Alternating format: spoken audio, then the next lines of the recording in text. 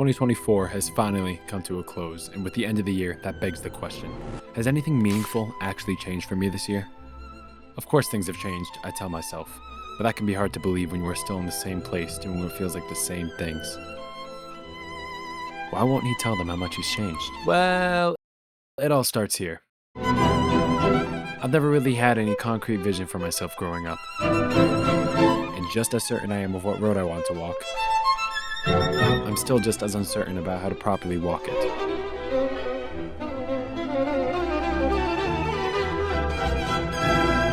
So, with each new year always brings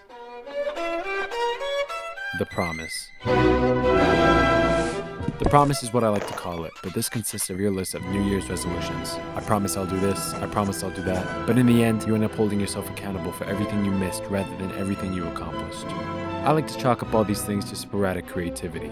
You dream of what the possibilities could be, but not the execution of it. And this possibility excites you.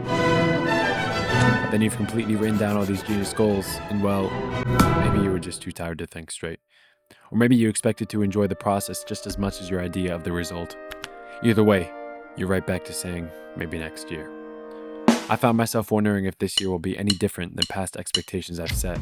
I can announce my goals like 10,000 subscribers on YouTube, or maybe visiting more countries, or even meeting people that I look up to. But this brings us to the next problem that then arises. The standstill is something that happens when the pressure outweighs the drive.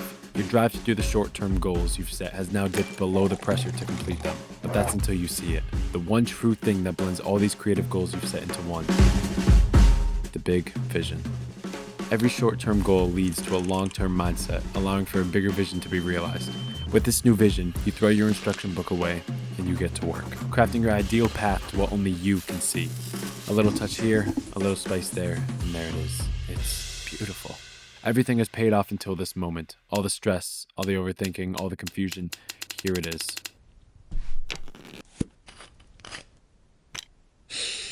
The fruits of your labor. Finally, you say.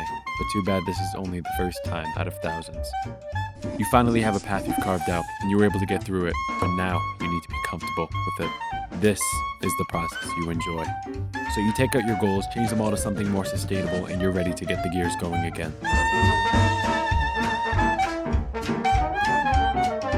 But wait, this feels like the same thing.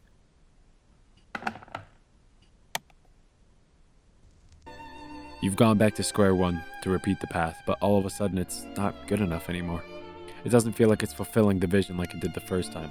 So there's only one answer you can think of. And that's to carve the path even further. You carve until you see your vision again, but the walls arrive just before you can reach it. So you finally accept that you're returning back to a stage before the promise, and that is dissatisfaction. The stage of no inspiration, no vision for your creative aspirations, and where you watch people do the exact things that you want to do. But what you don't realize in that moment is that this is not as bad as you make it out to be. This is where you are most vulnerable to outside inspiration and influence for your own goals. And one day, it all connects. I think I've got it. You jump up, grab your goal book, and as you sit there, you reach to why you do this in the first place. I want to create.